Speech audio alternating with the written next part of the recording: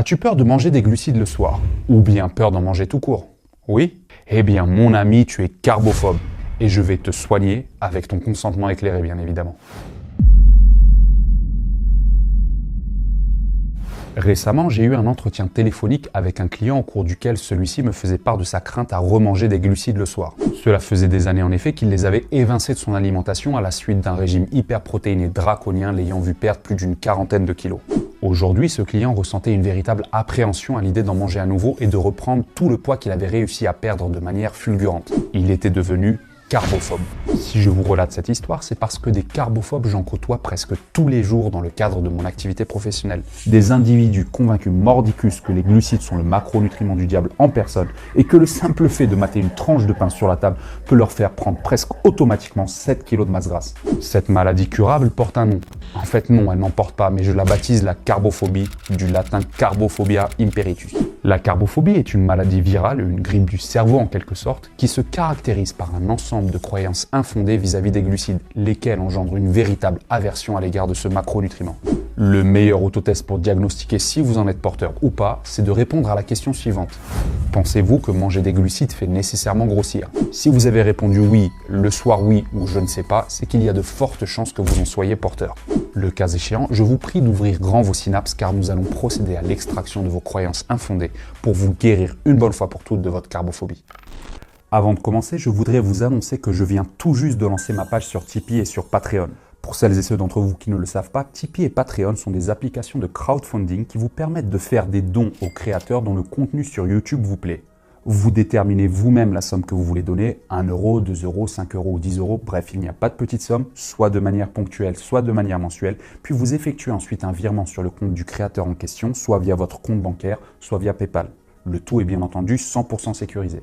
Si vous souhaitez donc soutenir mon travail et contribuer activement à la croissance de la chaîne, vous pouvez donc désormais le faire via l'une ou l'autre de ces deux applications. J'ai renseigné leurs liens respectifs dans la description de la vidéo ci-dessous. Si vous préférez en revanche éviter de passer par la case porte-monnaie mais souhaitez quand même apporter votre pierre à l'édifice, vous pouvez le faire simplement en regardant, en likant, en commentant et en partageant mes vidéos. Ce faisant, vous contribuez à augmenter la visibilité de ma chaîne et donc sa croissance. Mesdames et messieurs, je vous remercie pour votre attention et pour votre soutien. Maintenant, si vous le voulez bien, revenons-en à nos moutons. Pourquoi manger des glucides le soir ne fait pas nécessairement grossir? Dans le cerveau d'un carbophobe, ça fonctionne un peu ainsi. J'ai supprimé les glucides de mon alimentation et j'ai perdu du poids, donc si je les réintègre dans mon alimentation, je vais en reprendre. Logique après tout. Ou encore, si je mange des glucides au dîner et que je vais me coucher juste après, je vais les stocker sous la forme de graisse dans la mesure où je ne vais pas dépenser ces calories la nuit puisque je vais dormir. toujours logique. Ou enfin, les glucides stimulent la synthèse d'insuline. Or, l'insuline empêche non seulement la combustion des graisses, mais favorise également le stockage des triglycérides sous la forme de masse grasse. eh bien faux, faux et encore faux. En partie du moins. Car non, messieurs, dames les carbophobes, tous les glucides ne font pas nécessairement grossir. Et non, messieurs, dames les carbophobes, manger des glucides le soir ne fait pas nécessairement prendre du poids. Et encore non, messieurs, dames les carbophobes, tous les glucides n'ont pas un effet délétère sur vos niveaux d'insuline. Et de toute manière, stimuler votre insuline n'est pas nécessairement toujours une mauvaise chose en soi. J'en veux pour preuve cette étude randomisée publiée en 2011 dans la revue scientifique Obesity.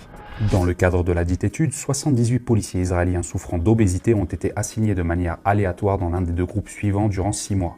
Dans le groupe expérimental, 39 policiers ont suivi un régime hypocalorique standard de 1300 à 1500 kcal par jour en concentrant la majorité de leur apport en glucides au dîner.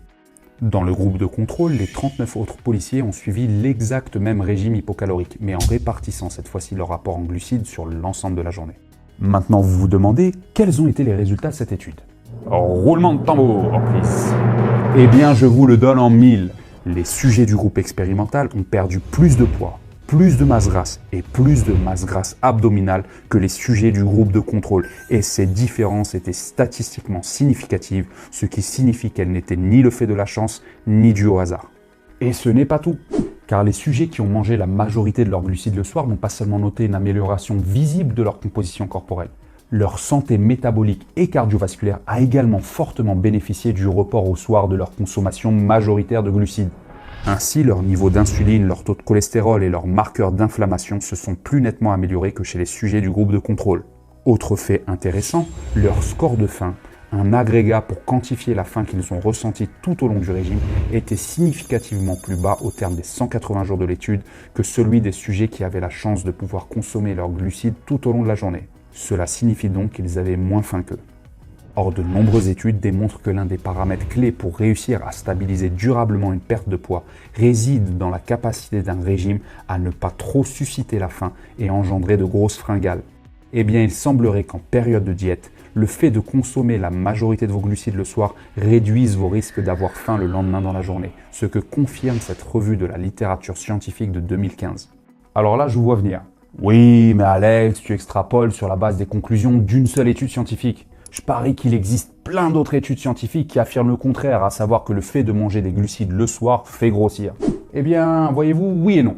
Oui, c'est vrai que je généralise sur la base des résultats d'une seule étude scientifique, mais primo, il ne s'agit pas de n'importe quel type d'étude, il s'agit d'une étude randomisée, ce qui gage de fiabilité. Et deuxièmement, il s'agit d'une des rares études à ma connaissance ayant testé l'impact de la consommation de glucides le soir sur des sujets obèses, donc devant perdre du poids, durant un laps de temps relativement long, de 6 mois en l'occurrence.